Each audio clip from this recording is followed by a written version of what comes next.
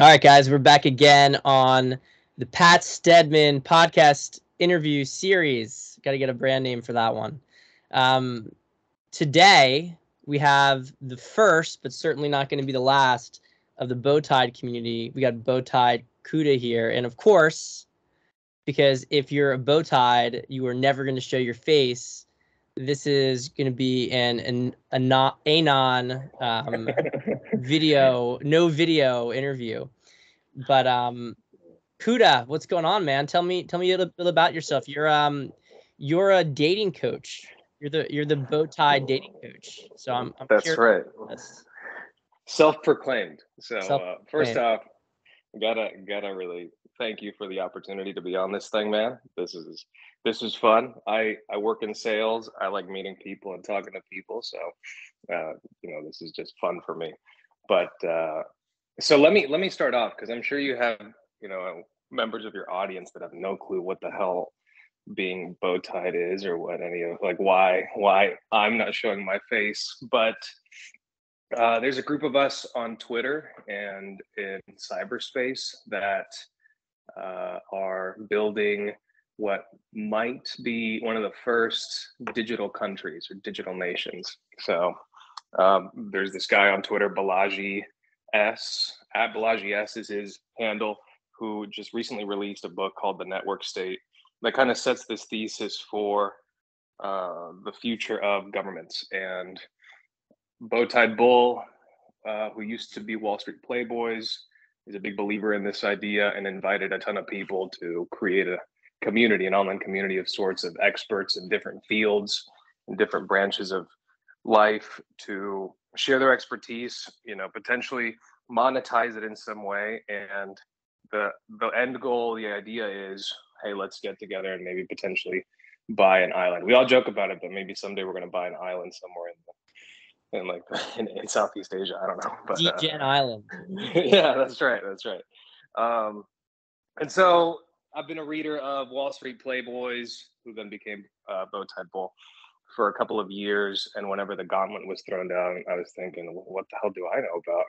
And I know about dating. I mean, for a while I was a serial dater, and I came up through pickup artistry, read the game like anyone in this space, and I have my own take on things based on my own learnings and my successes and failures in dating and relationships. And so that for the past year, I've been growing a small following in the jungle and outside, in the typical manosphere world, I guess, talking about dating and relationships. And so a lot of it mirrors a lot of the stuff that a lot of guys in the community already say. It's not new, but I do challenge some perspectives, some red pill perspectives. And I think my biggest claim to fame right now in the jungle is I figured out a pretty neat way to use Instagram to market yourself. So I do a little bit of e-commerce too, and the thought process is Instagram is a marketing platform, and if you make yourself the product, you can market yourself in the right way to the right audience, and it basically becomes a dating app that you can control manually. So yeah, man. So I read a lot of philosophy books. I work out like crazy. Right now I'm dating a girl. She's wonderful. She's really great. So yeah, I don't know where you want to take it, but I'm free to talk about anything, man. It's amazing the overlap between sales and dating. It really, I mean, it's not like 100%, but it's a super high overlap between the two things. And no wonder usually salespeople have a little bit of a they can have some blind spots that can really screw them up with women, but they generally, like, I think you can look at a salesperson, you can say he's probably going to be above average with women compared to the average guy, right? Oh, totally. So I always find like these stories about how people come up through the pickup world and all this stuff interesting. I mean, obviously I had a similar kind of thing, waking up one day and getting the game, out of a breakup. So I'm curious, take me through your journey. How did you get to the point of wanting to read that book? Like, what pushed you into it? Man, the story. The story goes back to when I was in high school, I guess. So I was a teenager, and let's see, I'd consider myself a late bloomer nowadays, but maybe other people wouldn't. I didn't have a girlfriend or even kiss a girl until I was 3 months away from graduating high school. So I think the first time I tried asking a girl out was right before a Valentine's Day dance, my sophomore year of high school. And so I was relatively inexperienced. I get to college. I rushed the Greek life system in the States for a bit, and I ended up not joining a fraternity. But I kind of just like tried whatever, trying to get laid. You're horny. You're a teenager. You're like, your hormones are just like crazy. And I think I left college with like maybe 30 notches. So I never really struggled to get laid. I say all that just to say I never really struggled to get laid, really. And so I wasn't the target market for any of the PUA or red pill stuff starting out. And I think at some point I started dating a girl long distance after graduating college. That relationship ended up exploding because obviously long distance relationships that's like, the potential for them working out is pretty low, I would say. And one of my buddies that I grew up with was consuming the content, and he's like, "Hey man, like check out these videos." And it was RSD Tyler's videos, and so I'm like watching this stuff, thinking, "This shit doesn't really work, man. Like this is ridiculous." And I'm an engineer. My background is engineering. I'm a very logical guy. And I'm thinking, like, this is bullshit, man. And then so he challenged me, like, hey, let's go out. We're gonna go out anyways. Let's put some of this stuff into practice, into play, and see what happens. And that kicked off a whirlwind of maybe 2-3 years of trying gambits and whatever lines, and just going up to people and saying the most ridiculous shit, and eventually stumbling across the game, reading it, learning a lot about that. And then sometime, yeah, go ahead. Just say real quick. So would you say, because you were saying in college, no problem really hooking up with girls. Yeah. Then you were in a relationship afterwards, and then that ended. Was it harder for you to get girls after college? Yeah, maybe. So I graduated college, and I said this. So this is a long distance relationship, and I went to work in bumfuck nowhere, like middle America, oil field stuff. Yeah. And I mean, there's one girl for every 10 dudes out there, and odds are she's a single mom or overweight or a meth head. So, that was the first time I ever paid for a prostitute. So it was very interesting, man. And so I got into this long distance relationship that explains that. And I'm sitting there thinking, like, what the fuck? What am I doing with my life? And so I was operating with a lot of false beliefs that society had handed to me about what a good relationship should be, or what was expected of me. And I thought, well, shit, I gotta be married by 28. I gotta have the kids in the house and all that shit going by 35, or else I'm fucked. I didn't do anything right. And so I carried that with me. And coming out of that relationship, I wasn't in the best shape of my life. I was probably, depressed in a way. Did she? No, I did. I didn't. There's a lot of that whole relationship was a case study, man. But I hit my limit with that relationship. And then my friend at the time, we were going through all this stuff, and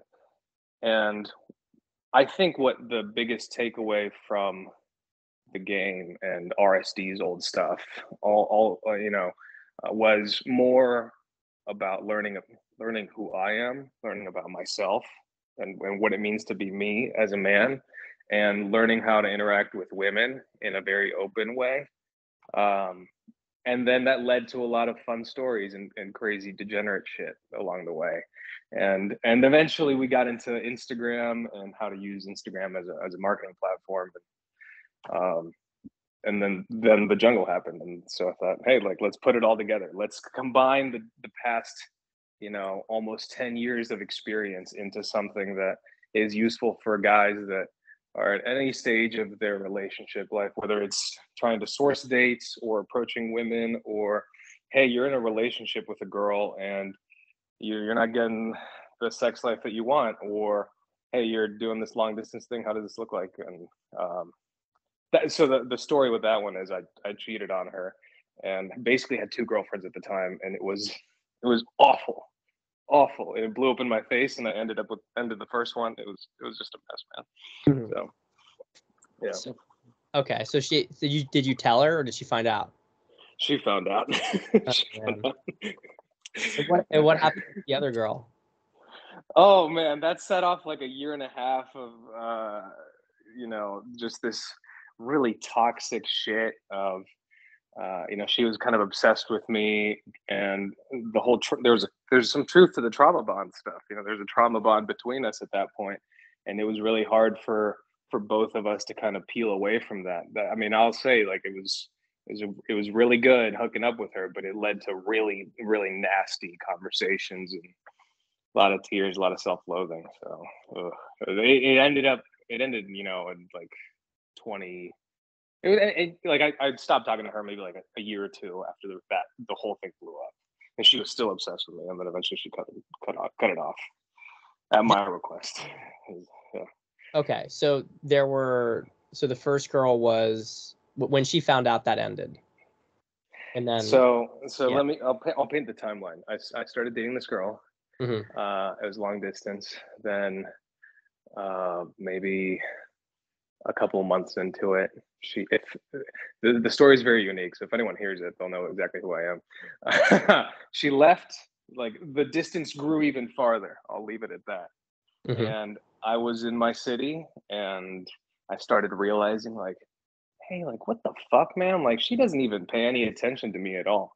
Right. And I hadn't found my balls yet, and I should have just said, hey, like, obviously, like, you're living your life over there, I'm living my life over here, we need to just call it quits on friendly terms. And instead I thought, well, like, I'm gonna get mine. And so I was going out winging for my friend. I met a bunch of girls, ended up liking one of them, she ended up liking me back, and that lasted 6 months before it hit a fever pitch, and I woke up one day and I thought, like, I can't live this. I can't continue doing this shit. So I called up the first one, continued the relationship with the second one for a bit, and it wasn't like an exclusive thing. I was still screwing with other girls behind her back, and then she found out about everything and then torched my life. So called the first one, called my friends. It was a nightmare, man. It was awful. But then still wanted you. Yes, but then still wanted me, which was what's crazy, man. It's not, and I tell guys this all the time. Women are not logical beings. They're emotional first and then logical. And you got to throw logic and reason out the window whenever you're dealing with girls, Burn down everything else around you so that she's all you have left. Yeah. Oh man, it got to the point where a year later she was still, reaching out, stalking my socials. I'm almost positive she was stalking, come by where I lived. Like, I rented a place with my friends, and would keep tabs on me just to see if, hey, I was like, is this dude still fucking other girls, or is he into me, or whatever? It was a mess. Yeah. So I don't suggest anyone cheat. For anyone listening, don't do that. Yeah. especially with the crazy bitch. Well, and she was fine beforehand. Like, she was not crazy, Okay. And that's where I will take my ownership of the whole thing. I caused that. I instigated it, and I probably set off something inside of her. And you can break people. You can really break people. So don't gamble, and just be upfront with people. Well, like, if you want to fuck, go ahead. And it is true. It's a good point that if a woman's crazy, it's either because you caused it or some other guy caused it. Yeah. I mean, maybe it's her dad who caused it, but could have been her dad. Yeah. It's like a lot of times in relationships, you'll see like a girl, she becomes she becomes crazy. And a lot of times the guys are the ones who are actually responsible for it. They don't realize how their behavior is destabilizing her. And so she starts to get more and more emotional, starts to get more and more hysterical. And of course, if the guy doesn't understand why that's happening, then he'll make it worse, because he'll like only intensify what he was doing, which is maybe, not being present with her or pulling back. She doesn't feel safe, whatever, a million different reasons. Okay, gotcha. So, so you found that the RSD stuff, you said it worked when you to a certain extent, but you probably have I think just based on some of the things that I've read from you and listened from you, I think you and I probably would agree on a lot that it gets you started, but it's not an end, It certainly, like, for what I would consider a hard case, a guy that's never looked at a woman, never held their hand, never done anything like that. I think a lot of the red pill stuff is a really good starting point, because what it does is it presents you a worldview that's very different from what you hear in the media, very different from what you grew up hearing, and it says, hey, like, try it out, just do it, no questions, just do it, see what happens, and you realize, oh, like, well, there is no problem with me talking to women. There's no problem with me being more assertive. And it really starts kind of breaking apart your framework for how to interact with the opposite sex. However, where it lacks is, I think, there's not enough discussion on what it means to be like a fully integrated human being, and like what it means to deal with your emotions in a healthy way. And I feel like it's more of a marketing issue or a sales issue than anything, because sex sells, and it's really easy to tell some dude, hey, go talk to 10 girls a day and do it this way and you're going to get laid. But how do you even sell? Like, where's the interest in saying, hey, you need to be able to communicate your emotions so you're a complete human being and you don't end up kind of just like the victim of your emotions, like, that's very hard to grasp, but getting laid is very easy for guys to understand, right? Yeah, and I think a lot of it is, I don't know if you could say it's Maslow's hierarchy of needs, or if it's like consciousness where the guy's at, but when a guy has a hard time getting laid, it's such like a lower it's probably like a lower chakra kind of thing. Like, yeah, it goes to their identity. And so if you were to say like, yeah, but your need to get laid, that's because of this emotional issues, and if you fix those emotional issues, it wouldn't be difficult to get laid. For a lot of guys are like, I don't give a fuck. No, yeah, get laid. And then after they can get laid, then they're like, okay, well, yeah, these emotional issues, like, you were right. Like, yeah, it's still not providing me with the meaning that I thought. And so maybe now I'll start to deal with it. But yeah, it's kind of like people saying like money doesn't make you happy to like a poor person. Right, exactly. That's like, well, that's a really good analogy. And then on the flip side, right, from our perspective, right, the perspective of someone who knows and is trying to build a career around this thing or a brand, it's a lot easier to sell the sex, right? It's, hey, do what I tell you and you're gonna get laid. And I think it's a problem both. It's just the difficulty of it. It's a complexity problem, but also the incentives are aligned in a way that makes it hashes out that way. But no, I think you're exactly right. It is definitely a hierarchy of needs thing. And because you get to a certain point where you're satisfied with your sex life, whether that's you're in a committed relationship with one girl or you're a playboy, it doesn't really matter. And you think, well, like, this is, it's like drinking water now, it's not, it doesn't scratch that itch anymore. Right. Yeah. Right. So for you, when you started to move, I mean, it sounds like you did a lot of the cold approach stuff. But then you started to move into Instagram. And around what year was this that you started to get into Instagram? This was early 2020, maybe late 2019, early 2020. So obviously, all of us are on dating apps, or we're on dating apps, and so I was, packing my lead funnel with girls from Instagram or from, Bumble, Hinge, or whatever, Tinder, while meeting girls in real life. And there was this subconscious realization that, man, like I can talk to so many more girls through my phone than I can in real life. And we've all been through the experience of, you show up at a bar, it's like 10:30, 11 o'clock at night, you're trying to meet girls, and there's no one at the bar. Mm-hmm. There's no one. There's maybe 5 bodies, and it's dead.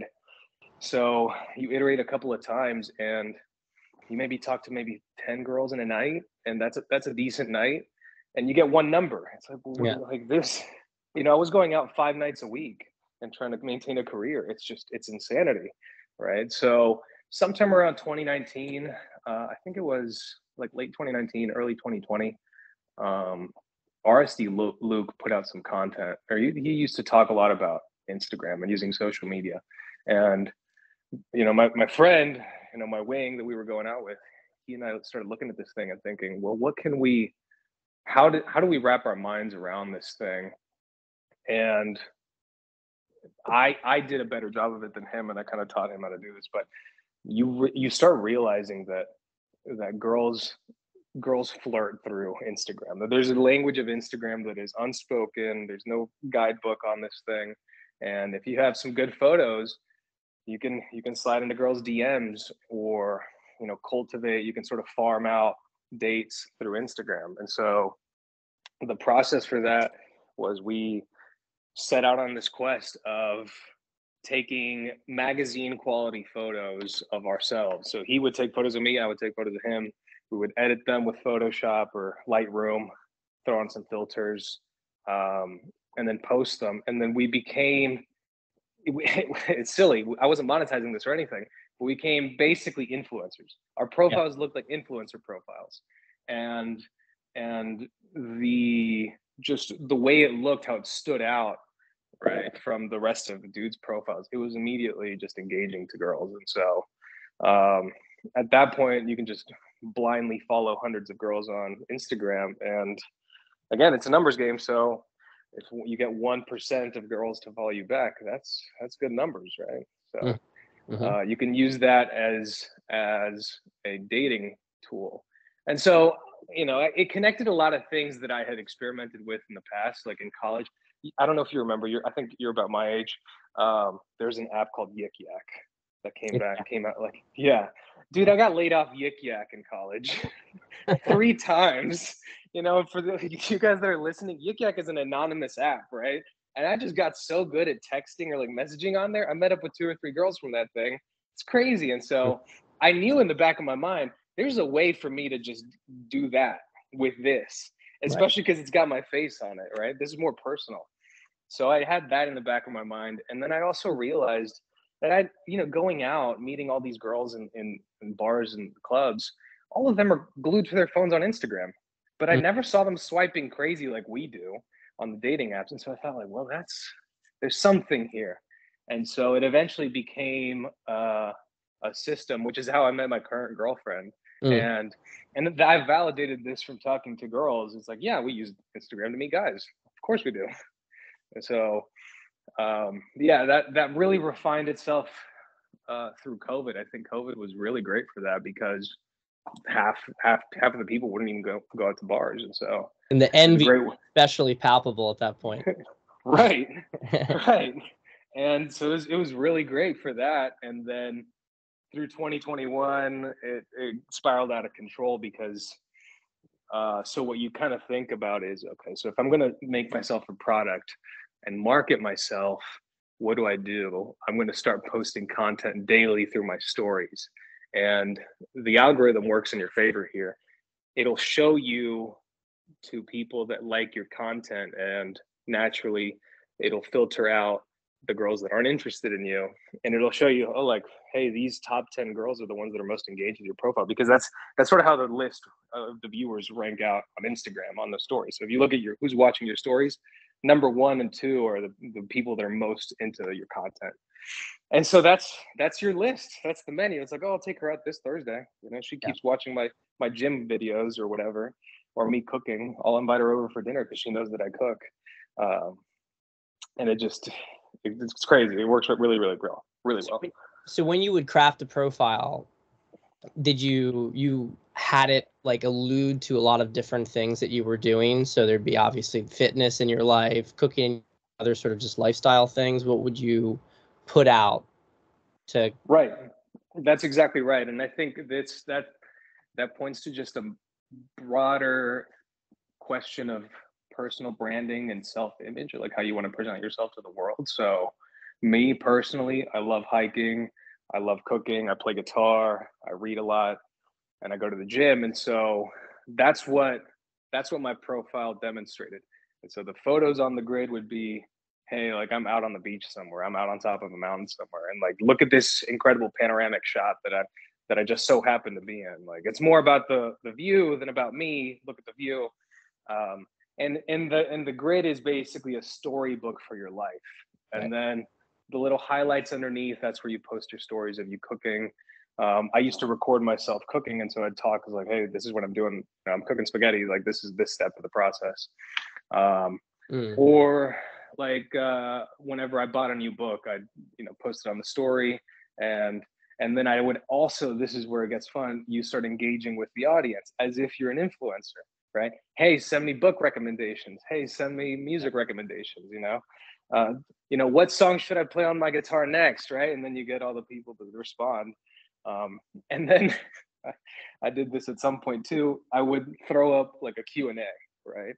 Which again, all this stuff, you kind of have to remove your ego from this thing. You got to, with pickup, with any of this shit, throw your ego out the window. Just try it. I threw up a Q&A, and the first couple of questions, I asked myself the questions. I would type it in, and it doesn't show who asked the question. It's all anonymous. So I would ask myself the question, and it would be some insane shit like, hey, you need to take me out to dinner again. Like, when are we going out? And obviously, whenever someone sees that, it's the implication like, oh shit, like, this dude does really well on dates. Like, I want to go on a date with him. He's doing great. Hey, I shit you not. Hey, you need to make me squirt again. Why won't you do it again? And then you'd get other girls sliding in like, girls are fucking crazy, right? Ha ha ha. And then, it becomes madness because you are no longer bound to geography, to location. You no longer have to go to a bar to do this. And I can talk to 100 girls at a time, right? And they're watching my shit. So I got scale now. Right. So how did you pull in these girls that you didn't know? Would you kind of do like a hashtag and look in the city? That's for girls? Yeah. Okay. There's two ways to do this, and this is what I've told a couple of guys to do. I mean, if you've got money, you could pay a VA to run your account for you and just source leads. And so what you do is, let's say you're in Dallas or New York. You could either look up a hashtag for NYC or something like that, or what I used to do is Barry's. I'd find Barry's Dallas, and I'd look at the girls that followed Barry's, and those were the girls that would go to the gym at Barry's. That's as if you were hanging out and going to the workout classes there. And you just follow 10 a day for about a month. Instagram will flag you if you follow too many, and I'd say conservatively 5% will follow you back, and because they'll just see your profile and think, oh, this looks interesting, this looks good, right? And you don't even have to DM them immediately. You can like one of their photos or whatever, but if you're posting stories and you're posting content like continuously, they'll look at the content, they'll be in the funnel. Yeah. Or on the flip side, and this was like the culmination of this, you can start running ads on your profile too.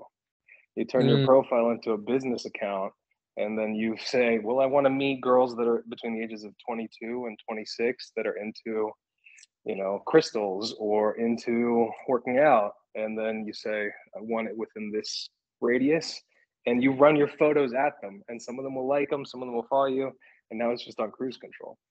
And so that's where the e-commerce side of it ties into it, right? it didn't make a difference that they would see it was an ad? Not really. No. And it would be so funny because then girls that knew me in real life would just come up to me and say, why the hell am I seeing sponsored posts for you? And I was like, don't worry about it. Like, I'm experimenting with something. You know? Yeah. Now, so was there any, so you'd follow girls, and if they didn't follow back, would you then unfollow them? That's right. Yeah. Because one of keep the the follower count that's exactly low. right.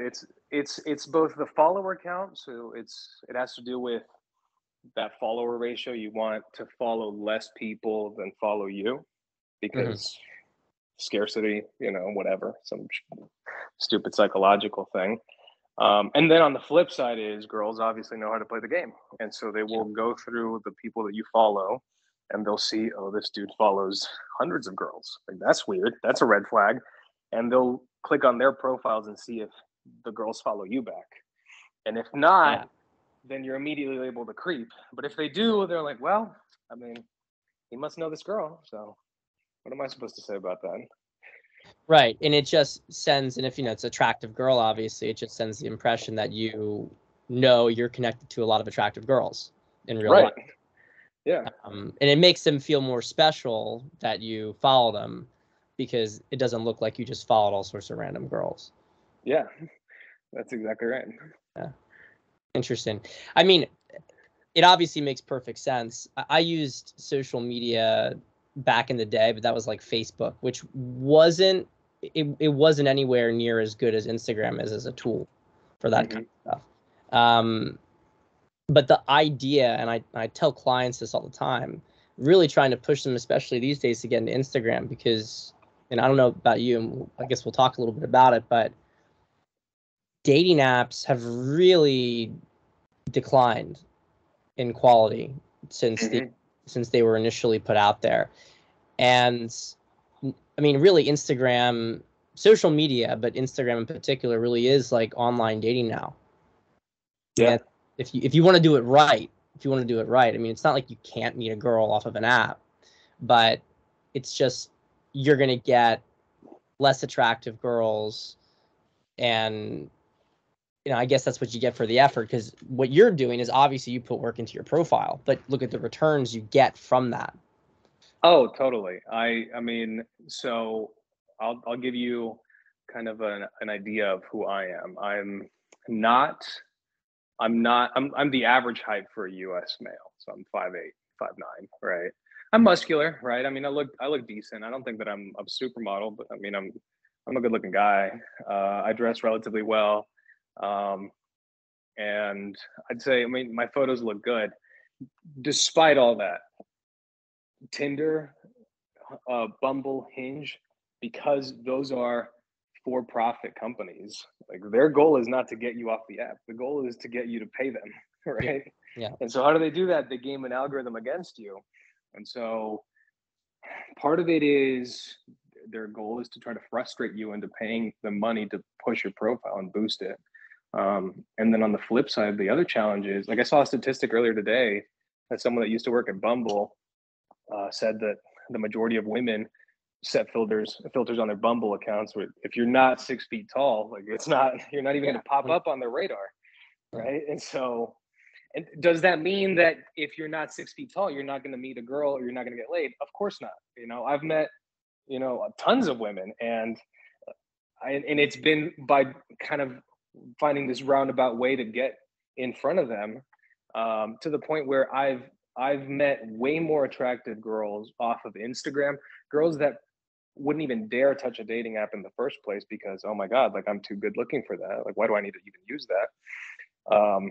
And also met girls that you would consider are like way out of my league. I've dated like New York, like runway models. I've dated Instagram influencer girls, things like that, where, you'd think like, how do you even get access to these girls? It's not through the dating apps, right? They're not on that shit.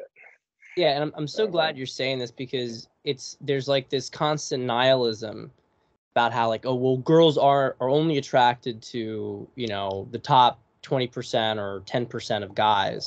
Like no other guy is attractive, and that's just like, if you're outsourcing everything to an algorithm, that games it against you. In real life, it's not like that. And these guys get frustrated because it's like, oh, well, you know, the apps, this is what the apps do. How am I supposed to meet someone? Well, it's like, well, first off, you know, put some fucking work into it. Like, think outside the box, do something different. I mean, what you're doing on Instagram by, you know, crafting this sort of dynamic personality and engaging with people, and you know, you're just conveying status. It's as if you, like, the online world is like if you were at college and you have this tribe, this community, and people get an idea of where's the status for different people. Oh, this person has a big follower count. Oh, he gets all this engagement. It's higher status. And women are really drawn to status. I mean, it's a lot of guys are purists, and I respect it. You know, they like the feeling of going out and hunting, you know, for a girl. I think it's great. I think they can become like some of the best with women out there because they're training themselves in such a way. But honestly, like, I've always been of the perspective that the way to get, I'm a big proponent of social circle game, and I view this stuff with Instagram as just an extension of it. 1000%. Yeah, social circle, I think. So I'm sure you know who Luke is, RSD Luke. He put out this social circle blueprint at some point. Great overview on, you know, social dynamics and how to build friend groups, things of that sort. That's a fantastic way of meeting people very organically in a setting that is low stakes, and you build comfort, and naturally, it's not even about banging girls. It's just about, let's do cool shit, right? Let's go live a fun life. And hey, if I live a fun enough life, I'm naturally going to have other fun people, and there's going to be like girls that want to be a part of that. That's what that is. It's not, I mean, the terminology is a little bit, I think it confuses what it is. It's just enjoy life. Go be a fun person, right? But I agree. I mean, I don't know. I mean, I think it's a marketplace, and this is a competitive thing, right? I mean, we're not really competing against each other, but we sort of are, right? I mean, we're trying to meet girls, and if I get married to one, or I meet one, she's not going to go home with you. Most likely not. Maybe not. I don't know. But you know, maybe tomorrow she is, but not tonight. You know, she can only go home with one person tonight, right? So if you can find an edge, that even something that gives you even a 1% edge, you know, because it's a numbers game and you're playing at scale, then damn, like, that means a lot. So yeah, I mean, I'm not an eternal doomer. I would agree 100%. You know, if I listen to some people that said, hey, you need to be, you know, jacked to the tits and 6 foot tall and make $1 million and drive a fast car, then I'd never get anywhere. But you know, I used to get laid just as much as I did, you know, recently, being fat as fuck too. So I was fat and short, and I still got laid. So I broke every notion of what was attractive to women, and it was, again, what you said is very true. It's status. You know, social status drives the sexual marketplace, and that can be represented in multiple different ways. It could be with money. It could be through your physique. It could be, you know, because you're very educated. And it really depends on the type of girls that you're into. And this is another reason why the social media thing is so interesting or compelling, is because you will naturally filter out the women that aren't interested in who you are as a person, or who you are portraying yourself as. Like, if I'm portraying myself as a rock star, I'm not going to go home with a church girl. Yeah. Right. And so I'm not even going to waste my time trying to take that girl home or date her. The girls that are into that persona that I'm crafting for myself, those are the ones that are going to be interested. Those are my hot leads. Yeah. Right. So in that scenario, I have created status for myself amongst those girls. Right. Whereas if I was competing against some dude that was like a Bible thumper and he went to Bible study every week, I'd lose, because there's no status for me there, right? So the status thing is very dynamic, and you can create your own status. You can create your own pyramid, in a sense. Yeah, there's so many niches. I mean, you know, obviously there's some overlaps. There's some, you know, macro status and then there's niche status. But for practical purposes, when it comes to getting a woman, like, you don't need to be like Kanye West. You know what I mean? No, not at all. And guys get it so twisted. Like, you can literally be like the local band who performs at open mic, like open mic night. You know, the girls in the area are gonna see you there, and then it's like, oh my God, you know, like, you have in that environment or that broader community. And I also like think just guys get it so twisted, and they want to fall into these binaries, probably because it gives them a convenient excuse not to do anything. But it's like, well, like I want to meet people in person. I don't want to meet people online. Or, you know, even some people who are like, I don't want to meet anybody in person. I just want to meet people online. It's like, no, they're supposed to go together. They're supposed to go together. Like, you meet people in the real world because you're living a life, and then you're keeping those connections vibrant using your social media, and then you're using your social media to then meet other people online who then can become people you know in person, and you build off of it. And it's like, all online does is it expands you to a much bigger audience than you would have had otherwise, that you could possibly do on your own. And it helps to nurture and maintain connections, you know, that you're not going to be necessarily texting people all the time randomly. And it's like, the guys just get so purist about it. Like, well, I don't want to do an Instagram. It's like, well, that's fine. You don't have to do it. But these are all the things you're missing out on. Like, it's an amplifier of things you're doing in the real world. Don't look at it as an alternative to things you're doing in the real world. Yeah, I mean, I think you hit the nail on the head there. I mean, and that's why I say the whole red pill thing, I think, is an incomplete view of the world, because it lacks either blue pill, red pill, whatever pill, I don't care. It lacks nuance, right? Where in some situations one thing is right, and in some situations the other thing is right. And I think, you know, there's a lot to be said about being able to meet people in person. I mean, you hit on this about at the start with the whole sales thing. That's why a lot of salesmen kill in the dating marketplaces, because we're great in person, right? Mm-hmm. We have to meet clients, and we're meeting people constantly. We get really good at it. And so if you miss out on that entire aspect of it, then you're just very one-dimensional, and you create this persona for yourself online, and you get on a date with a girl because you can't fuck someone through the phone, right? You get on a date with a girl and she looks at you and she's bored to the tits, right? And the best thing you want is, if you meet someone, especially if it's someone that you met online, right? Is you're sitting across from her and she looks at you in the eyes and she says, wow, you're better in person. Yeah. That's the goal, right? And so if you craft something online, that's the goal. And so it all goes back to, are you even real? Are you a real human being? Can you communicate well in person? And so I might give the edge to the purists that say, oh, well, you know, cold approach pickup is the way to do it. Fine. Yeah. I mean, I think when the rubber hits the road, you need to be able to communicate well, but I think it misses out on this huge opportunity of scale. And I don't want to be glued to my phone all day long texting girls either, you know, so. It's kind of like, if you look at it, and this is broadly speaking the outline of my 3 pillars of attraction thing, but you have, you know, personality, which is the product, persona, which is the sales, and pre-selection, which is the marketing. And so you can look at the guys who do like hardcore cold approach, that, you know, they really got the product and the sales right, but they don't have like any sort of lead gen, like it's all like door-to-door salesmen. And if you're good at that and you have a good product, you'll make money. But the flip side is that, well, if you have a really good product, why aren't you expanding the reach of where people can meet it? You know, versus like, if you were to flip that on the other head, as you were saying, like, and not really focus on being able to actually be good with girls, but just like creating this image of yourself. Well, that's like, you know, you have some big marketing campaign, but the product's crap. Like, nobody is gonna, like, people aren't gonna buy, or if they buy, they're not gonna ever buy again from you. You're gonna get a bad reputation, and you're just basically, you're a scammer is what it is. You're a scammer. Yeah.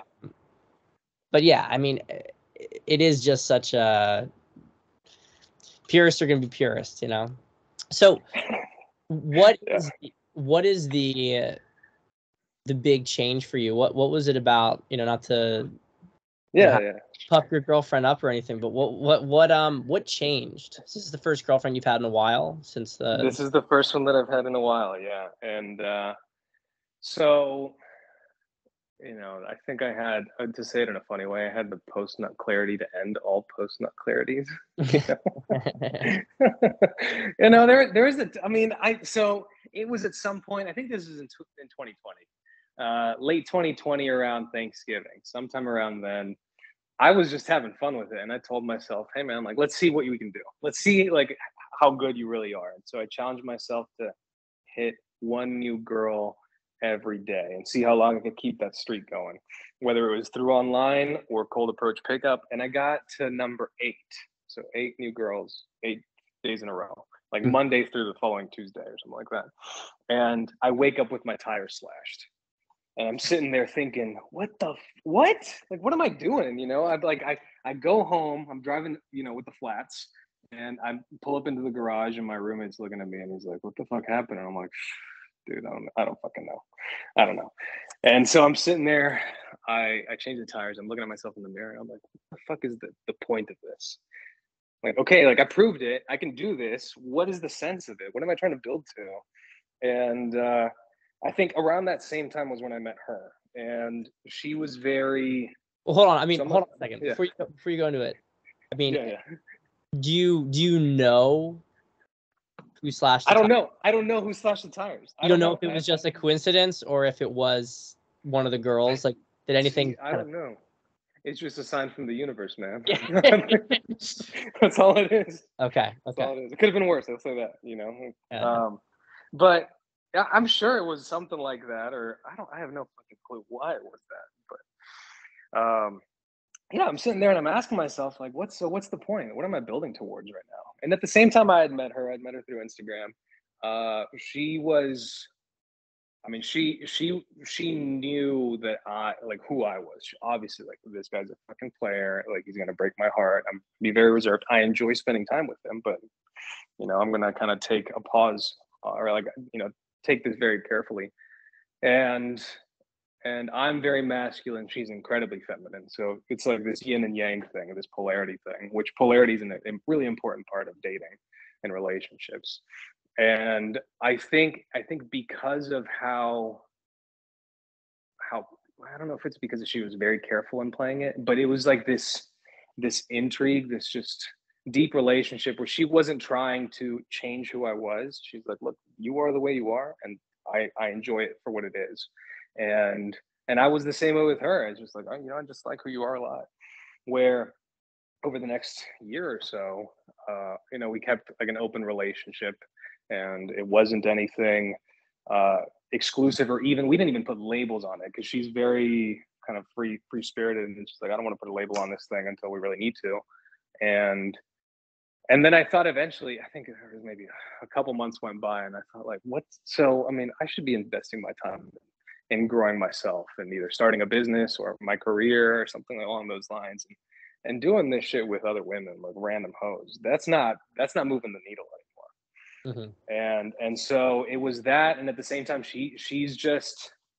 I tell guys this, and whenever guys or even my friends ask me, why her, considering the fact that I could go out and get laid whenever, basically on command, I say that it's because she's one of the few girls that has never made me want to jump out the window. I wake up and I don't immediately want her out. Yeah. And after going through enough iterations of it, I know what that feels like. It's just like this gut feel of, well, shit, like, this is a little bit different, Yeah. So it's like you enjoy the pursuit of a girl, but then afterwards it's like, okay. Oh man, you wake up with a screaming hangover, and you're looking at her, and she's like, oh, can we go to brunch? And you're like, oh my fuck, I need to die. I'm gonna want to die, or there is this other one where this girl left something in my car, and on the way back she was in handcuffs, the cops had gone. It was just like some crazy fucking stories where you're sitting there thinking, like, what? Why am I creating the stress in my life? Why am I creating the drama? There's no point to that. And I imagine that while you were with her, but also seeing other girls, you really at that point have a good control mechanism, because you can see like how different you feel when you're with her versus some other girl. Yeah, totally. I mean, so that was a whole other thing. I mean, it was an open relationship, and she was very upfront and understanding about it. And the one condition was just let me know if you're doing it. And this was like the last lesson in being a degenerate. It was like I wasn't upfront about it because I thought, well, like I don't want you to know how the full extent of this. It's not right? Like, once a month, you know what I mean? Yeah. I don't want you to know the full extent. And so eventually we had a discussion about it, and now we're exclusive. She never slept with anyone, during that time, because she's been into me the entire time. But yeah, I mean, you stack them up, that was, it was so funny, man. That was number one for a while in the rotation. And I would just keep going back to her because she was, I never felt tired. I always felt rejuvenated after spending time with her. And I never felt like I had to pretend to be something I wasn't with her. And it's not like I was doing that with other girls, but I knew that I couldn't be as open about who I was with other women. And so, yeah, you do that enough times, and you have a couple of mishaps, like the one in handcuffs, and you think, like, what the fuck? Like, I mean, on the way back, she got arrested. Yeah. So the whole story. So this girl, she's new in town from Canada, really, really tall, pretty blonde, and we're hanging out. And we go to a bar. We have a couple, maybe like 2 or 3 drinks. And I'm looking at her. I'm not a big drinker anyways, but I look at her and she's like on the bar, like a little flat out laying on the bar. And I'm thinking, like, what the fuck, man? Like, this is 2 drinks. Like, that's nothing. Like, what? And so I had a question mark in the back of my mind. And I tell her, like, hey, like, we can call it a night, because that's another thing. Like, if I'm not feeling it, I'll just end it right there. And she said, no, like, let's go to another bar. Okay, fine. We went to another bar, and she left her phone in my car. And so I gave her the keys. She's gone for 30 minutes. And I'm thinking, well, this bitch just stole my car. Great. And so I leave the bar and I'm walking towards my car, and I just see this girl like in handcuffs with 2 cops next to her. And she's like screaming, fighting at the cops. And they look at her, or they look at me, and they say, sir, is this your girlfriend? And I just sort of nod at them. And I'm like, well, sir, we found her trying to like break into cars. And, she was like in the garage, like apparently testing multiple cars. And she said, I just needed to pee. It's just like, I was scared. This is like during like mid-COVID. It's like, I was scared, and I was scared of using the restroom. I needed to pee. And she's like, they're like, just get her home safe. Fine. I grab her, and we're in the car driving back, and I look at her and I'm like, what the fuck is going on? And she's like, I don't know, I think it's just my medicine. I'm like, okay, whatever, your medicine. We get back to my place. She passes out on the couch, and me being me, I open her purse and I look at her shit, and she had a Wellbutrin prescription. Uh-oh. And so it was obviously the interaction between that and the alcohol that kind of just, she was out of it. And the next morning she wakes up and she's sobbing and like completely inconsolable. I drive her back to her place, and she's like, you're never going to see me again, right? I'm like, nope, I'm never going to see you again. and so it was one of those, I had a couple of run-ins like that where I'm thinking, like, what the fuck, man? Like, talking about my girlfriend, she's very mild-mannered, very respectful. She understands that I have my own life. She has her own life, and she's very supportive. Like, she plays a really good supporting character to me. And I do the same for her too. She's got her career. She's a nurse, obviously, yeah, you're going to say, oh, don't date nurses. Shit, they're crazy. Right. But I think anybody could be fucking crazy at this point, after, going on dates with hundreds of women. So yes, some nurses can be crazy. Some lawyers can be crazy too. I don't know. I would suggest that don't date or marry lawyers, because they know the law better than you do. Yeah. So what do you think? What's your take on how dating has changed? I mean, we talked about obviously how it's gone more online and then it moved off more of the apps, it's going to social media. But just in terms of women, because at this point you have about, would you say, like a decade sample size here? So what's changed over the years? I think so. I think the phones and social media have just completely fucked this whole thing. I think maybe back in the mid 2000s, things were like even at the start of Facebook, things were still relatively normal. I don't think we were being as conditioned as we are now about expectations of what's normal or reasonable in a relationship, and people weren't like mentally fucked up from a decade of being just like marketed towards, right? And so in that decade, I think I've like even back to college. I went to college in the early teens, and I don't even think it was bad back then, but I think it really has spiraled out of control since 2017, 2018.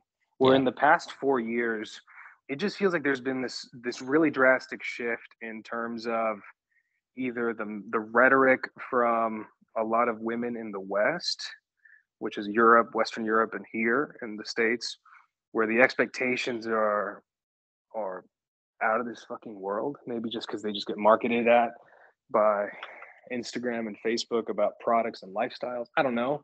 Mm-hmm. And then pair that with this at the same time.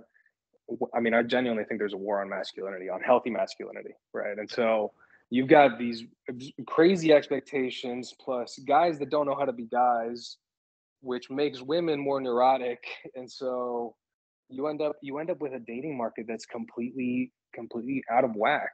And for the majority of people that just want like a stable and sane relationship, that's difficult enough as it is. And then you pair up the fact that now we don't even know how to talk to each other in person. And it's not even like our parents' generation where they knew how to, like, I'm going to go talk to a pretty girl at the bar. You can't even do that nowadays because, God forbid, you talk to the wrong girl and that's sexual assault now, right? And so, it could be interpreted very poorly if you're going up to women at a bar and just hitting on them or something like that. And so it terrifies a lot of dudes. And besides that, people are more comfortable talking to people through the screens than in real life.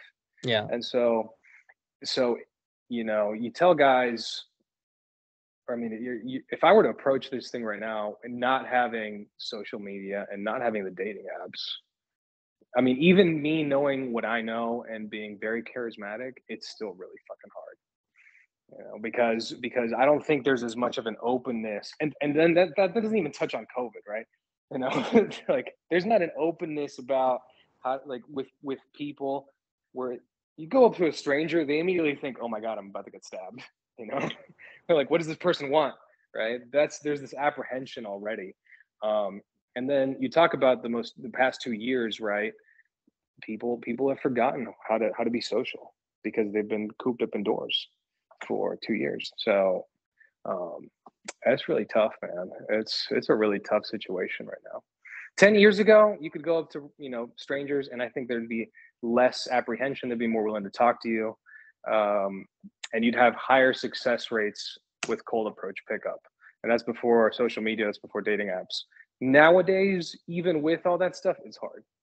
Right? Yeah. I mean, I 100% agree. And it has been just like in the last 5 years, and then really hitting this crescendo with COVID. It's like it is really a mental health epidemic at the end of the day. I mean, I don't want to just single out women, but the problem, of course, is that if you're a guy and you don't have extreme mental health problems, and you're trying to go and meet women, like, because the onus is on men to go and approach women. So yeah, you have tons of messed up guys who maybe like are out of the picture or whatever. But as a guy who isn't like that, and you have to try to meet girls, it's like it is kind of like a needle in a haystack very often, because I mean, and I think unfortunately the apps of course, I don't want to overly generalize. There's plenty of still, normal, decent people on dating apps, but there's a lot less than there used to be. The more neurotic somebody is, the more they're going to stay in some sort of online space, and that they have control over, that they can live in this sort of protective little fantasy world where they match with guys who are way beyond their, I guess I'll say, the guy's commitment. Yeah, I mean, the guy might hook up with them, but so it's just, yeah. So as a guy, I mean, you really do. You have to like integrate yourself in communities. You have to develop a network. Yeah, no, I agree, and then the sexual marketplace, because of dating apps and Instagram, right? Because there are guys that do what I just described, right? This whole thing about marketing themselves and use it as a dating app. There's guys doing that, and you can see it. You can see, pro athletes doing this, right? Yeah. The dating marketplace is global, or Yeah. at least at a national level. And so you might have met, Sally from down the block, but you don't know that she's not getting hit up by some dude in New York, right? Mm-hmm. Or some dude in LA. And just to give you an idea, like, there's this girl in Miami that, I don't live in Miami, I don't live in Florida. There's this girl in Miami that I was like DMing back and forth, and we were going to plan a trip. And who was in her follows? Johnny Manziel was in her follows, And I'm sitting there thinking, like, I mean, damn, I'm flattered. That's me, because I'm an eternal optimist. Like, fuck yeah, I'm in the same league as Johnny, but at the same time, oh shit, I'm in the same league as Johnny. Yeah. I'm not Johnny Manziel, and he's got the star power. So that's a huge challenge that just, separate from the mental health and all that stuff. That's the reality of the world. Is even the average girl down the street could be getting hit up by some dude across the country, and that's a challenge. That's really that. I mean, you don't see your competition anymore, right? So given this, I mean, the red pill, I think, strays very often into the judgment part of this kind of stuff. But is it, given all this, I mean, obviously, okay, as a guy, you're trying to meet a girl, should develop your social media, it'll help out a lot. But what about girls? I mean, is it a negative thing for a girl to have an Instagram? Yeah, this is where it starts, where I start kind of straying from the red pill stuff. I think it is incredibly hypocritical, first off, to punish people for doing the same thing that you're doing. Yeah. I think that's, if you can't agree to that, then I mean, the discussion ends there. But I mean, the reality is, you have to ask a question about what you're trying to accomplish on that. And so, like, right now, I'm not on social media, and my girlfriend, I think her profile might be active, but she doesn't even have the app on her phone. I deleted my profile because I told her, like, look, like, I like you. We're doing this thing. I'm going to try to start a business. I'm going to do that thing. I'm working on my career. Cool. I don't have time for this shit. Right. And all this is, for me, is a problem, because this is more leads for me. Right. So I will acknowledge that about myself. And so you ask that same question of girls. It's like, what are you trying to accomplish on this thing? Right. And it's one of two things in my mind. Either you're trying to make money, or you're trying to get validation out of this thing. Mm-hmm. And if it's not the money thing, then why do you even have it? So I don't think it's necessarily a problem if a girl is on social media. I mean, I met my girlfriend that way, and I've dated plenty of girls gone through social media. I think it's more of, okay, so then what comes next, right? So you're in a relationship with someone. How do you manage social media in a way that's respectful to your partner? And you genuinely, like, why is the point of this thing? Like, my girlfriend is younger than I am, and her generation, they're all up on the Snapchat shit. And so she rarely used Instagram, but she had, whenever we were dating or beforehand, tons of dudes sliding into her snaps. Yeah. And she deleted her Snapchat because of it. She's like, look, I don't need this thing in my life. I don't need the constant interaction. So that's where I challenge guys to have that open conversation with the women in their lives, the people that they're dating. And that's where, I mean, instead of judging, it's ask the question and then make a decision, then make a judgment call. Because I feel like a lot of dudes are scared to impose and say, hey, this is my boundary, and if you don't respect it, I'm going to walk out because this is my rule. You know, and that only comes after you have enough self-confidence and self-love to be able to say, look, like, this is a non-negotiable for me. And that doesn't mean I don't love you, I don't care about you as a person. That just means it's not you. You're not the girl for me. I don't know. I mean, it's tough. If I were giving advice to women, I'd say get off social media. Mm-hmm. You know, get off social media. Go. I mean, this is me being kind of psycho. I'll be like, but if you're a good girl and you want to find a good dude that's not going to waste your time, go get like a junior membership at a country club. Go become a golf cart girl. You know, meet wealthy dudes that, you know, because men are men, you know, all across the board. But at least make sure he has some money. Like, I can't shame women for competing and like trying to get the best dude that they want. Because I fundamentally think that that's a beautiful thing, and that's the whole thing that keeps society moving forward. You know, the fact that women want to procreate with the best of the best challenges men to be the best of the best, and so that's what makes our gene pool better. That's what progresses society. So I think that's a fundamental thing, and just saying like, no, like you shouldn't do that. That kind of breaks the how we're wired. So I would tell girls, get off social media, put yourself in the way of high-powered, high-status men, and just stick it out with them. Don't jeopardize that relationship with those guys. Yeah, and I mean, and certainly if they are going to have social media, don't approach it in the way of like trying to farm tons and tons of attention.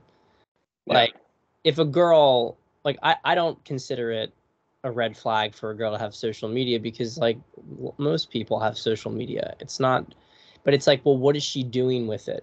You know, are these all like bikini pics with like the bikini upper ass crack? You know what I mean? You know, like obviously trying to get guys to look at her and to say, oh my God, she's so hot. I mean, that girl is, let's just say, not the kind of girl that I would want to go after in a sort of serious way. But, you know, if it's just like she's, you know, you see like a few pictures here or there, maybe it's mostly scenery or animals, friends, some pictures with her family, you know, and you can see that she's an attractive girl. Maybe she does some fun stuff, but she's probably getting guys who are sending her some stuff, but she's not giving off the vibe like, my intention on social media is to try to get, you know, random superficial attention. Now, where I'm kind of interested though is that, so you look at like the manosphere, and I don't know if you know, recall, but like if you go back even 3 years, the manosphere was the manosphere. There's like a few random lurker women, but it was like, you know, 2018, you know, maybe 2019 too. There wasn't that many women in it. Whereas now there's tons of women, and that's of course my thinking, an indication of how successful the entire movement is, because women go where the strongest men go. So it's like strong men are like, fuck this, we're doing our own thing. And like all are over there, and then they're like, wait a minute, this sucks. Those guys are having fun. Like, you know, but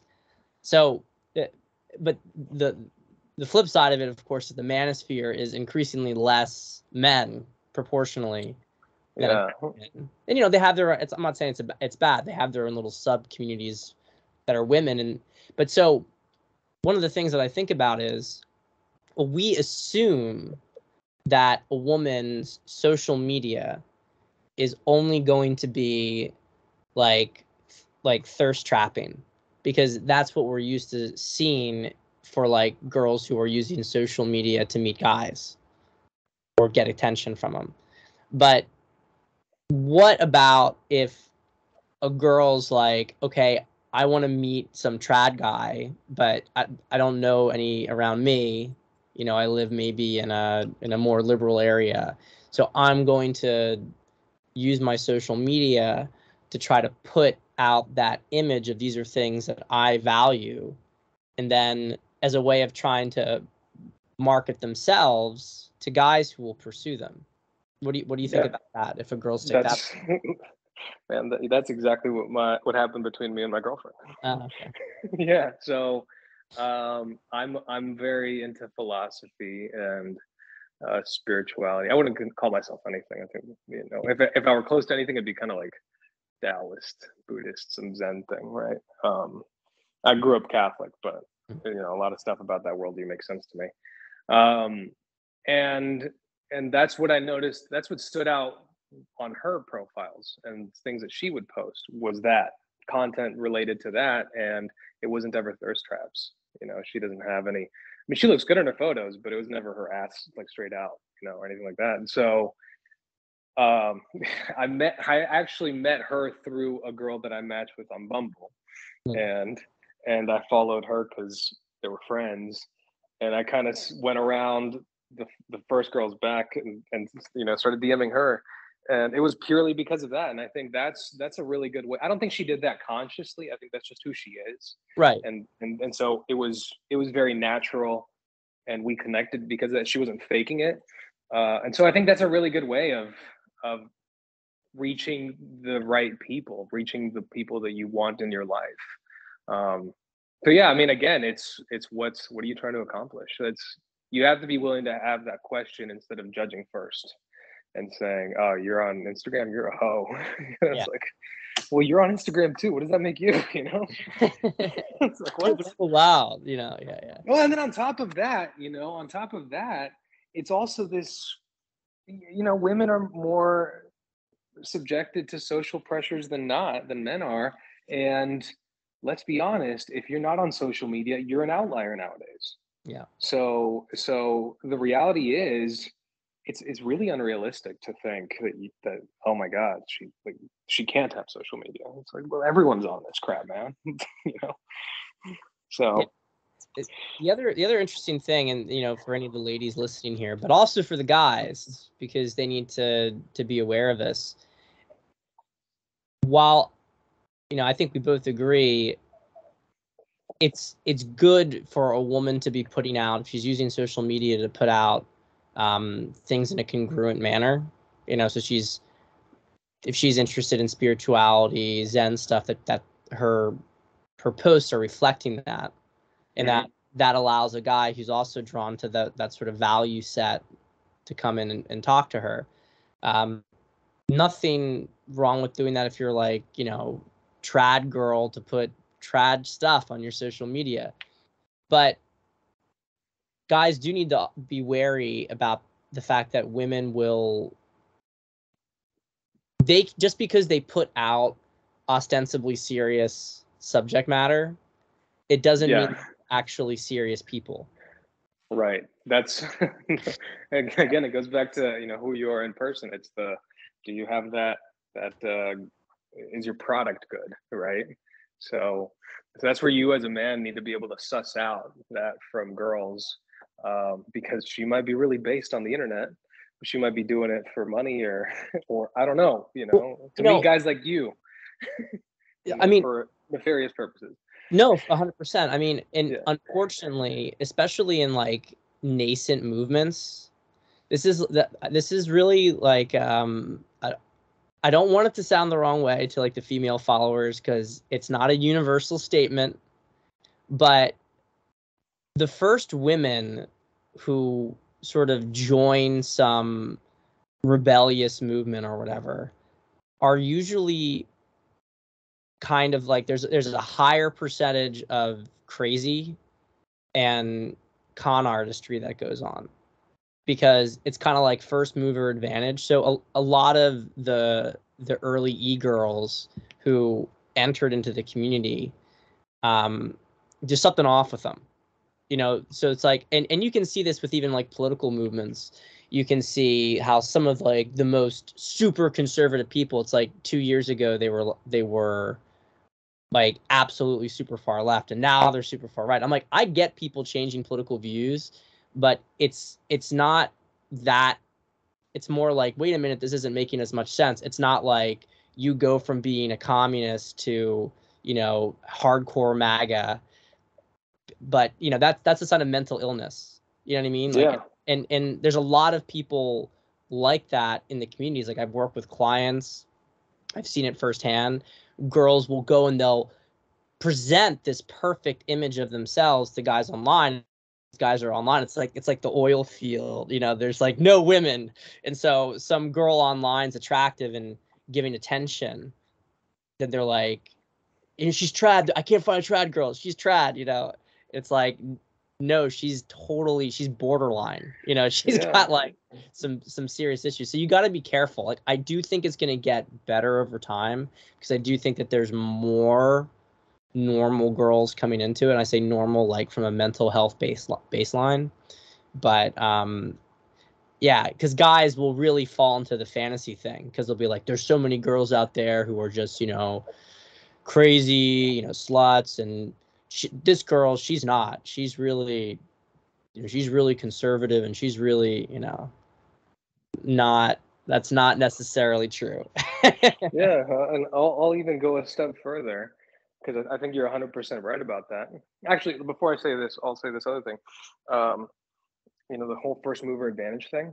If you, again, going back to the premise that women are more prone to social conditioning or agreeing with what people are doing, you got to think the ones that don't, they are outliers. Yeah, those are the mental and psychological outliers. And so, yeah, maybe they're incredible human beings, and they are based or woke or whatever. I don't know. I don't know what the terminology is, but they're very with it, and they can see through the bullshit. Or on the flip side, on the outlier thing, they could be complete sociopaths, or they could be bipolar, or, you know, so it could be some crazy thing. Because for if you look at like Ocean and psychology, for a woman to be disagreeable, it's like, or as disagreeable as a man is, it requires her to be more disagreeable than like 70% of women. Yeah. And so it represents a pretty big difference in psychological makeup than the average woman. And so I agree 100% with that. To take it a step further, though, do not trust anyone on the internet. And this is part of the reason why everyone on the BowTied community is anonymous. Do not trust anyone on the internet until you meet them, and be very careful meeting them, because you have no idea if the person that you're seeing is a complete fabrication. And just to give you two stories, I, for a while, was running a Twitter account where I was posing as a woman, as a based, you know, like RP woman. I did that. So that exists. There are people that are doing it for profit incentives and just to fuck with people. And then on the flip side, I look at another, you know, I was, you know, I'm not going to say too much, but I was contacted by people, and there might have been money involved, there might have not been money involved, to potentially like implicate someone. And I posed as a woman, and I was texting him, and there were very graphic conversations that were involved in that. And so you don't know. You have no clue who you're talking to on the internet. You have no clue what you're seeing. Be incredibly, incredibly careful, and be incredibly suspicious of anything that looks too good to be true. And again, to the girls that are listening that are into this type of stuff, it's not a slight against you. It's just realize that this is the world we live in, right? There are bad actors in the world, and your job is to protect yourself against those people. Right? So, yeah, I've moonlighted as a bad actor. I'm not a bad actor, but I've done it. You know, so. It's just to see what it was like. Just to see. Yeah, you know. Oh my God, that's so funny though. So what kind of I mean, you know, without going into too much detail, obviously for yourself, but what kind of stuff did you see guys do? How did you bait them? Dude, guys are just, I would post the same type of content. I mean, I would say my sort of spiel on Twitter, and guys would be like, oh, this is so great. Like, I wish I could meet a girl like you in real life, you know, like, oh, you're so, you know, I bet you're beautiful, you know. It wasn't even a photo of a girl, it was just some cartoon girl. You know? get like 3 times the engagement, right? 3 times the engagement. It's Yeah. obscene. Yeah. Yeah. I mean, I go back and forth. I was like, man, I should have done this. I should have pretended to be a girl at the start of this account. You know, it's crazy. Sex sells. Who knew? It really does. I mean, I've seen literal copy paste tweets that a girl will take that some guy had made a few months earlier, and the engagement is just like absolutely higher. I mean, honestly, it's like, but you know, it's not healthy for women to be doing this kind of stuff, but it really is difficult. You know what I mean? I understand. I empathize with them. Like, I'm not necessarily I don't really follow any of her stuff. I'm just kind of like a casual observer. But you maybe know that I guess she's the conservative commentator like Laura Southern. Oh yeah, yeah.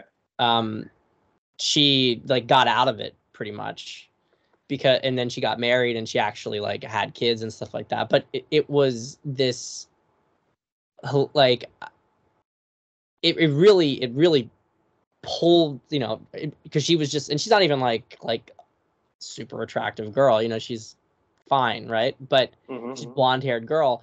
She was able to get so much attention just because, oh, this, you know, pretty blonde haired girl is saying these things. And then it really is a big trap. It really is a big trap. But to your point earlier, most women are psychologically not cut out for that kind of stuff.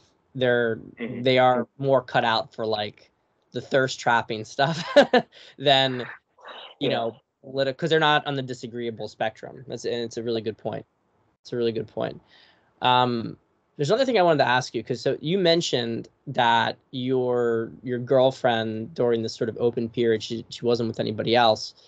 And so I want to like tackle this topic of female exclusivity, because you hear all sorts of stuff from guys about how women are just out fucking all the time and you're just one of many different guys, and don't delude yourself. They're, you know, they're just good at hiding it or whatever. Yeah. But then there's this other side of it, which is like women don't. A lot of women don't see anybody else. So is it that, like, okay, obviously if they really like a guy, if a woman has feelings for a guy, will she sleep with other men? Or do they only do that behavior when they're, you know, they have no feelings whatsoever? Yeah, that's a good question. And I think, you know, my personal stance on it is that it's not even, it doesn't even necessarily have to do with whether they're in a committed relationship with a guy. It is kind of a personal thing based on their upbringing and their mentality on things. Like, I went on a date with a doctor girl, you know, a resident a couple years ago, and she would not even sleep with anyone, touch anyone, unless they were in a committed relationship with her. You know, and that's just who she was, right? So, and you know, gorgeous girl, really smart, really sharp, but you know, she could have very easily done that if she wanted to. And on the flip side, uh, you know, there's the girls that are in committed relationships that are complete psychos, and they'll be, you know, working the glory hole at the truck stop, you know. And so it's not I don't think it's necessarily even like an emotional attachment thing. I think it has to do with maybe respect for yourself and respect for the relationship that you're in. And I think a lot of guys have been saying that recently. I've seen a lot of content on, hey, if a girl doesn't respect you, then all bets are off, right? And I think it boils down to that more than anything.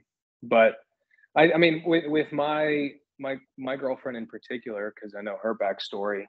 I mean, she in college partied a bit. I think especially the attractive girls, you know, they're getting hit up by dudes all the time. And she doesn't have like an insane body count or anything like that, but she lived a sort of life where she realized pretty quickly that lifestyle made no sense for her. And it was because of a couple of assaults, like sexual assaults. It was because of a lot of self-loathing. It was because of a lot of abuse and really, really shit relationships, like just a bad draw, where she's gotten to the point where she doesn't even want to touch, when she doesn't want to deal with things like that unless she knows the person. So, and that's where getting into the whole body count thing, question, and ties into what you just said about sleeping around or whatever. I don't think anybody, like, I don't operate from this perspective that everybody is a fixed person. I give everybody the benefit of the doubt that they can change over time, and I'm going to let people prove me wrong. I'm going to say, like, hey, like, I believe in you, I trust you, and then if it ever isn't true, then we can have a discussion about that. I might be out the door. That's fine. You got to always. I was talking to someone about this yesterday. I think the premise of unconditional love is a little bit flawed at times. That if you can love someone unconditionally, but that doesn't mean you got to be forced to stay in a relationship with them. Mm-hmm. So yeah, I mean, the body count thing, or being very sexually active, I think people can change, and just because someone's past was a certain way doesn't mean that their future is going to be a certain way. And it really depends, like, on what their intent is and where they're going to be. Now, however, I will say this is a disclaimer. If you're going to make a judgment call and you don't have the time to do extensive enough, like discovery, like figuring out if this person is a certain way, then 9 times out of 10, operating from that mindset is probably accurate. It'll probably work out for you that, hey, this person has a huge body count, or this person, is like a party girl and has that lifestyle. 9 times out of 10, it's a good enough, like, foundation or starting point to say, hey, maybe this girl is just for fun. I'm not going to date her. Right. Yeah. And to that point, I mean, in the 1 time out of 10, like, it's because there is some really deep connection between you and the girl. And so it would be something that you would try to, like, there'd be some kind of, I would say, some sort of karmic soul connection that the two of you have some stuff to heal through each other, to work out through each other. It's not that, like, because I agree with you completely on the heuristic level, but it's kind of like this paradox, because it's almost as if you feel like you really need to, like, you and this girl, there's this really strong draw to each other, and maybe she had this past, but she's been working through it, but there's still some pain and some triggers. Like, it's not to say that this is going to be a completely clean journey, but one of the things that I've learned, I'm sure, same with you over the years with clients, is that sometimes guys just need to go through stuff. Like, you can tell someone it's a bad idea to do this. You can tell someone, yeah, she's probably not going to work out. But sometimes they got to experience it. And so I don't try to dissuade them from doing it. Very rarely. I mean, there have been some cases, like there was one guy who was been married to this borderline woman, and things were about to, like, get to a point where it would destroy his entire life. And I said, if you don't leave her right now, your entire life is fucking over. And he listened, and it's, like, been amazing since then. But like, I rarely do that. I'm usually like, go ahead and experience it. I'll just try to prime them to understand what's happening, so that they can understand the situation, the ground that they're walking on, so they're not totally unaware, even as they feel unconsciously compelled to explore. But yeah, I think the other big issue when it comes to this notch count stuff is just that a lot of these guys in the manosphere, they have their own sort of trauma and triggers around it, because maybe they weren't the guys who got laid earlier, and they get really, like, they think that women validate themselves in the same way that men do. And so the fact that like a woman can have sex when she wants, but he can't, makes like creates all this resentment. And so it's kind of like, I don't want her to have anything else, because then they feel threatened, which is like a self-valuation issue. Fundamentally, when it comes to notch count, you have to understand what the girl's journey's been. Because like you said, with your girlfriend, and with like I would say the vast majority of girls today, if they went to college, and frankly, even if they didn't, but if they went to college, they've probably hooked up with some people. Doesn't mean that they were like the university slut, but it's probably happened because everybody around them was doing it, and they were told it was fun to do and that they should do it, and they're like 18, 19 years old. And so what do you think? So you're gonna put someone in that situation, and then you're gonna say, well, you're a slut, you know, you're not worthy of anything. You know, I find it to be not only immature and maybe like, but I also just find it retarded. Like I don't I don't think it makes any sense, because at this juncture in the person's life, they are just trying to figure out like, well, who even am I? Like, is this something that I like? Is this something that I don't like? And unless you are dealing with a woman who has severe like intimacy issues, which very often come from like sexual abuse and stuff like that, they're not going to want to be a slut, because promiscuity is self-degradation, especially for women. For women, it's really like, it is an indication of low self-confidence when you go around and get fucked by lots of random people. And people can try to argue that till their eyes bleed, you know, whatever. But women, they'll get maybe some validation from it, but it really wears them down, and you can see. And yeah, a lot of times it's already from sexual abuse. It's just like a pattern that they run.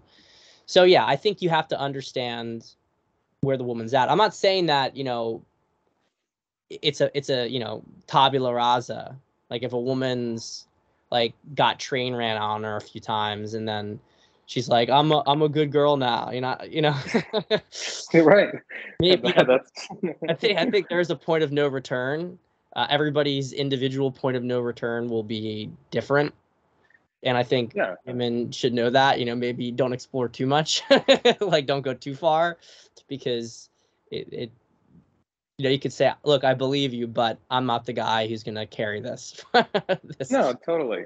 And that's, I mean, I've dated girls that were, you know, like basically virgins, and they were absolutely crazy. Yeah. Yeah. You know, and I've dated girls that were very, very experienced, and I don't know, they were very easygoing because they've been through the bullshit and they've seen it, and they understand. I mean, it's kind of what you said about some of your clients, that they've lived it and they've grown from it, and they approach life in a different way.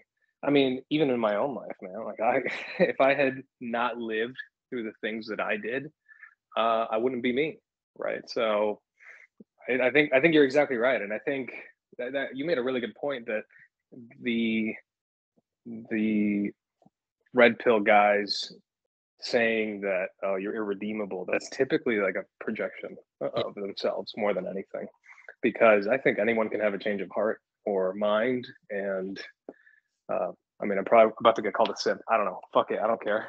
Like the reality is, it's true, because if you're going to operate from that perspective and at the same time want to be a degenerate playboy, then I mean, what does that say about you? Does that mean you're broken forever? Does that mean say that, you know, I mean, and I know people will say, well, it's different because you're a man and, you know, they're women, you know, a key and a lock, that whole thing. But psychologically, like, we as men, we gotta respect ourselves too. And I mean, why am I gonna just bang random hoes that add no value to my life either way? You know, There's no sense. I think there is definitely some spiritual like baggage that gets left with you the more you do that too. And so you got to be really careful about the energy that you bring into your life as a man or a woman, and understand that people do grow and change. So yeah, and I hate to kind of throw this stuff out there, but guys need to remember this. I don't know about you, Cuda, but I mean, I've never met a guy who's good with women who gets super pissed off about this kind of stuff. no, never. I've never. Yeah, and it's because the thing that it's like it's two big things, two critical things that make women comfortable enough to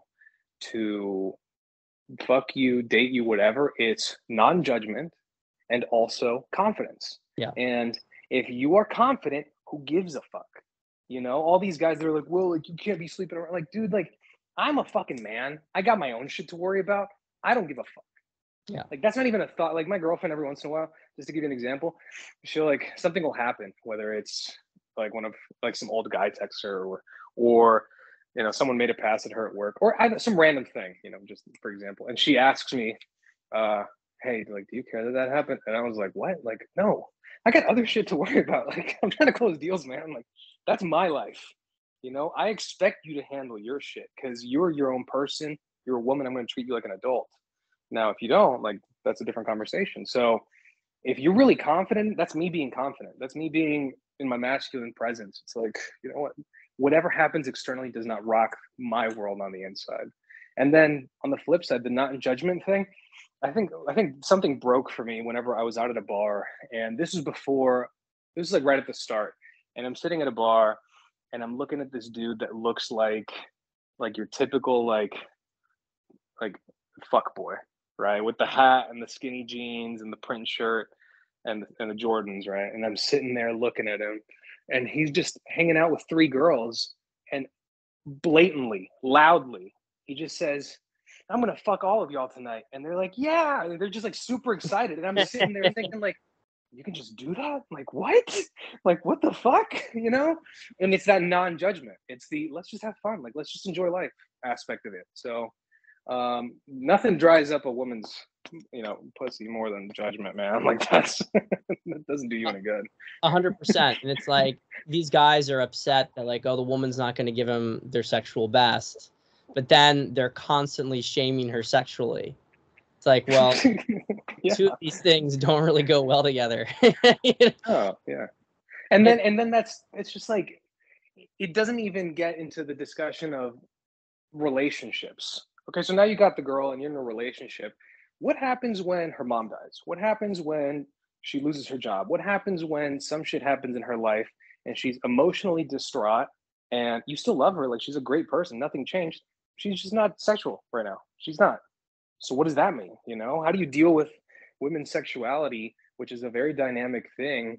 You know, if you just operate from this like one-dimensional perspective that the only thing a woman is good for is sex, then I don't know what the hell you're going to do when you're 50 years old, man, and she goes through menopause. You know, it's I don't know. I think it's just very, very it's ignorant of a lot of things in reality. You know. Yeah, and I think the biggest thing is it's ignorant of themselves because all of this stuff is coming from them, and it's not to say that you know they're not accurately picking up some things about women that maybe are, you know, not great, but because it's like those are the excuses though, like we saw projection. If they were looking at themselves and trying to deal with themselves and put their focus there, then they wouldn't be having the problems with women to begin with. And that's why I think, you know, there are valuable things in the red pill, but it's kind of like you get good information, but most of it's just coated in like toxins. And then so it's like you get this thing that you need, but then you have to detox from it. Yeah. It's like chemo. Yeah. Because if you don't, I mean, you just get stuck at a certain level of like very minor league power dynamics with women, and it's not good. I mean, and just to kind of return to the original question, I mean, when a woman loves a man and she's able to actually, like, she doesn't have some sort of avoidance problem where she might love him but won't let him get close, so she's trying to sabotage it. If she loves a man and wants him, she's not going to sleep with other guys. Mm-hmm. It's like she's closed off to other guys at that point. Yeah, and you've met her needs for masculine energy. Yes. Yes. Yeah. And I think that men, I think it can get to that point, but it doesn't happen quite as instantaneously, because as a guy, you don't, you might still be compartmentalizing a bit. Like, oh yeah, she's like she's the girl I care about, but I'd still hook up with this other girl, still hook up with this other girl. And I think that for some guys, it's like they realize it. They're like, okay, wait a minute though. I don't really care about this. I don't really care about that. But it's like it's not always instantaneous. Like, I don't want any other girl. I don't want, especially if they haven't been used to it. Yeah.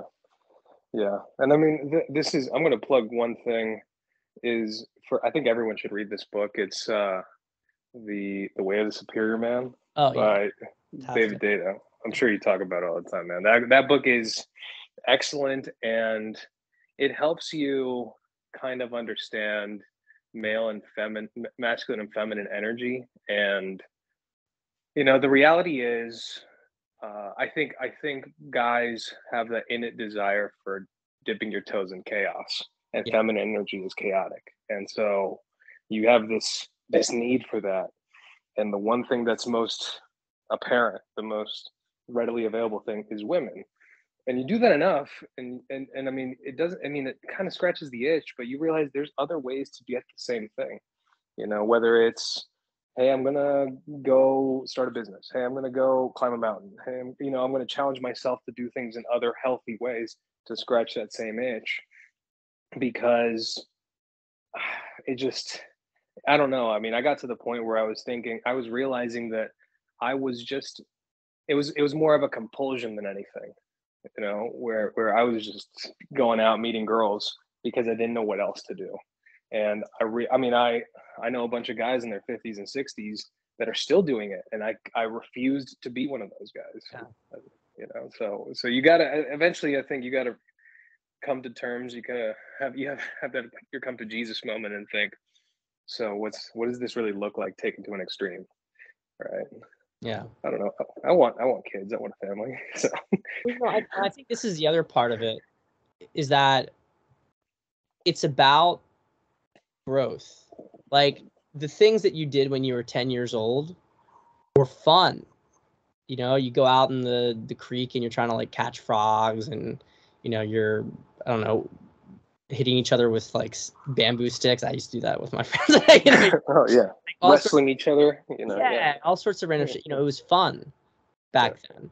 But when you're 20, when you're 25, it's like, okay, you've outgrown that. And so you get to that stage, maybe then it's like you're gonna go out to bars and you're gonna go pick up girls, etc.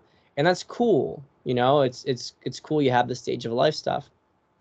But you get to a certain point, like, are you gonna do that forever? Like, when I was living in Manhattan, I was, I had a great time, don't get me wrong. It was like a great 6-7 years of my life. But towards the end of it, like, I go out and, we'd be at the bar and just doing all this crazy stuff and getting drunk. And I'd come back and I'd be walking home. And I'd be drunk and be like, what the fuck am I doing? Yeah. I'm like, none of this is even new. It's the same thing over and over again. And it's like, I'm ready for something different now. I'm ready to move on to something different. So, like, I get it if you're a guy who never had some sort of experience in meeting girls when you were younger for whatever reason, and then you have to maybe you're circling back later in life. Like, I get it, but I also think it's important understand that life has a progression, and if you are like too about moving on, that's a sign of immaturity. Like, you're trying to do things that like someone half your age would be doing, and like you're doing that for more than like just the get a taste. Like, okay, I didn't do this before. Okay, I got it now. Like, like it actually becomes kind of sad at a certain point.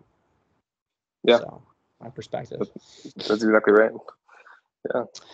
Well, bro, I think we'll cut it off here. How can people find you? You're on Twitter. Do you have a website? Tell me about your services. Sure. So I'm still trying to figure out what I'm doing with this thing. For now, I got the Twitter account at BowTiedCuda.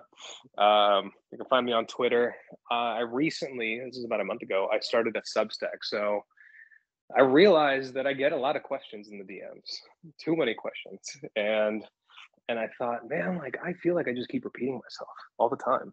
And this isn't doing me any good. And I need to, you know, spread the message, spread the good word. So something hit me and I thought, why don't I create a dating and relationship advice column, kind of like your grandma's Ask Betty, you know, in the newspaper.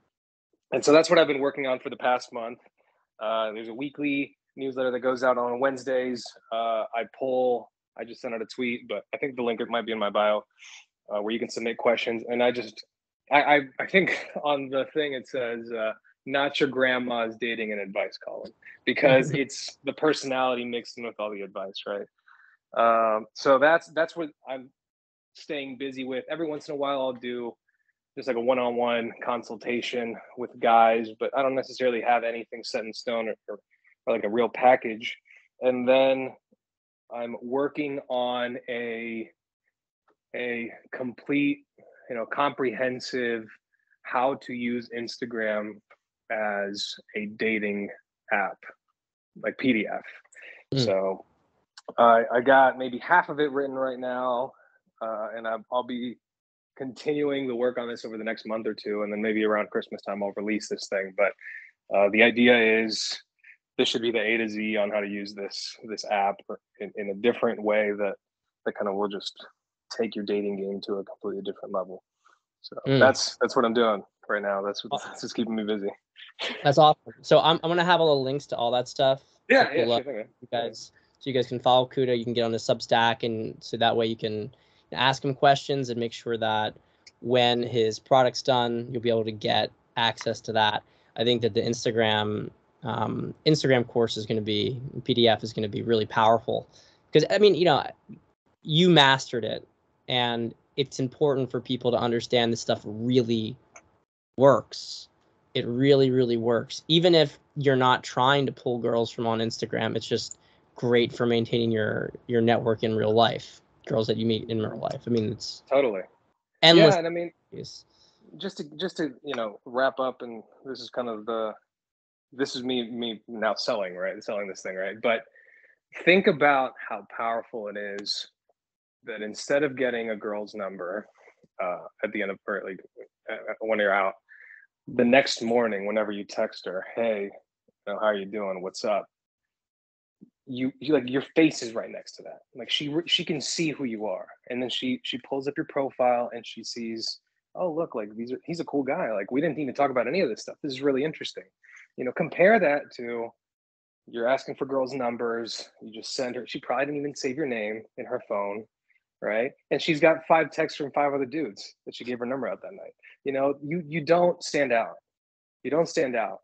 And so this just purely from that perspective, because you can attach a photo to that interaction, that sets you apart immediately. And then on top of that is all the rigmarole that we talked about just a second ago, right? So yeah, man, this has been so much fun. This has been really, really great. Yeah, it's been awesome having you on. And yeah, we'll circle back to this at some point next year once you got some of the services and whatnot sorted out. But yeah, that'd be great. All right, bro. Well, have a good Sunday, and chat audience. I'll see you guys next time. Yeah, thanks. See ya. Bye.